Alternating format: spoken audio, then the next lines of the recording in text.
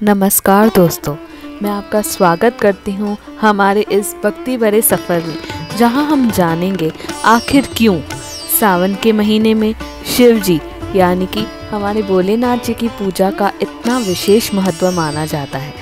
सावन का महीना, जिसे श्रावण मास भी कहा जाता है, हिंदू पंचांग के अनुसार सबसे पावन महीनों में एक माना जाता है। इसे पूरे महीने में शिव भक्त उपवास करते हैं, जलाभिषेक करते हैं, शिवलिंग पर बेलपत्र, दूध, दही, शहद और गंगा जल अर्पित करते हैं। लेकिन सवाल ये उठता है कि आखिर ऐसा क्यों किया जाता है। पुराणों के अनुसार जब समुद्र मंथन हुआ था तो उसमें हलाहल विष निकला गया था। यह विष इतना जहरीला था कि इससे पूरी सृष्टि नष्ट हो सकती थी। तब देवताओं और असुरों ने भगवान शिव से प्रार्थना की और उन्होंने इस विष को अपने कंठ में धारण कर लिया। इसी कारण उनका एक नाम पड़ा नीलकंठ। लेकिन विष की गर्मी से उनका शरीर जलने लगा। इस तप को शांत करने के लिए देवताओं ने शिव जी पर गंगा जल चढ़ाया और यहीं से शुरू हुआ श्रावण मास में शिव अभिषेक की परंपरा। सावन के महीने में प्रकृति भी हरी भरी हो जाती है। वर्षा ऋतु अपने चरम सीमा पर होती है और भगवान शिव को प्रकृति के देवता भी माना जाता है।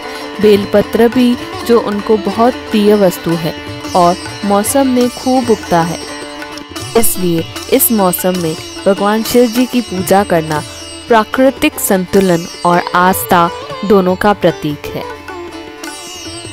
दोस्तों, सावन सिर्फ पूजा का समय ही नहीं, ये आत्मचिंतन, साधना और शिवमय होने का महीना है। तो आइए इस सावन हम भी भोलेनाथ के चरणों में अपना मन अर्पित करें और जीवन में शांति, प्रेम और भक्ति का संचार करें। भगवान शिव को भोलेनाथ इसलिए कहा जाता है क्योंकि वो इतने सरल और सीधे स्वभाव के हैं। केवल एक लोटे जल से भी वो प्रसन्न हो जाते हैं। ना वैभव चाहिए उनको, ना सोने चांदी की माला, बस सच्ची श्रद्धा हो तो शिव स्वयं ही अपने भक्तों पर कृपा बरसाते हैं। हर हर महादेव, जय शिव शंकर। श्रावण मास में हर सोमवार को श्रावण सोमवारी व्रत रखा जाता है।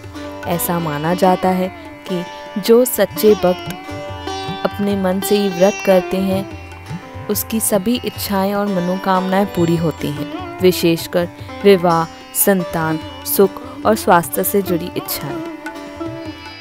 यह महीना आत्मचिंतन, ध्यान और सत्य से मिलन का समय है। शिव ही सत्य है, शिव ही शक्ति है, शिव ही समाधान है। सावन में सिर्फ पूजा ही नहीं बल्कि ये मास हमें यह सिखाता है कि सरल बनो, सच्चे बनो और संसार के दुखों से ऊपर उठकर शिवमय बनो। आइए इस पावन श्रावण मास में हम भी एक दीप जलाएं शिव जी के नाम का